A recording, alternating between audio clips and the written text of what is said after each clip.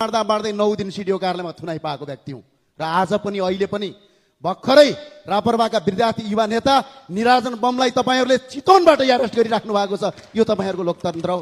अघि एकजना मान्यज्यूले भन्दै हुनुहुन्थ्यो काण्ड सम्झाइदेऊ। निर्मला पन्तको बलात्कारपछि हत्या भयो। तपाईहरुका कति गृहमन्त्री फेरिए, कति प्रधानमन्त्री फेरिए, कति पटक वल्लो पक्ष सरकारमा गयो गणतन्त्रवादीहरु। एकजना निर्मलाको हत्यालाई अहिलेसम्म पत्ता लगाउन सकेका छौ। र अर्को कुरा सम्झाइदिन चाहन्छु, बाँदरमुडे घटना याद छ? निहत्या नागरिकलाई बम हानेर मारे हो कि होइन?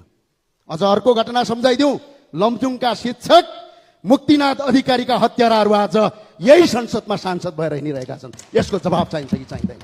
यो हो व्यवस्था।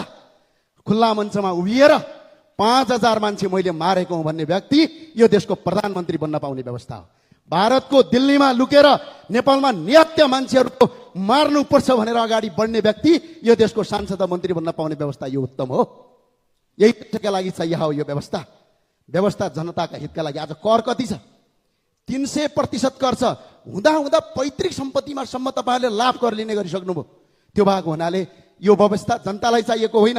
हामीले स्पष्ट भनेका छौं, सबै मान्छे अठाउने। अहिले पनि स्पष्ट भन्छौं, प्रजातन्त्र मासिदैन। न यहाँ प्रजातन्त्र मासिन्छ, न यहाँ लोकतन्त्र मासिन्छ। सिर्फ राष्ट्रपतिको ठाउँमा राजा राखिन्छ। बास यति हो। यहाँ भन्दा अरु होइन। यहाँ भन्दा लोकतन्त्र र गणतन्त्रको उत्तम व्यवस्थाभित्र हामी छिर्न चाहन्छौं। जनताबाट प्रत्यक्ष निर्वाचित कार्यकारी प्रधानमन्त्रीमा जाउँ।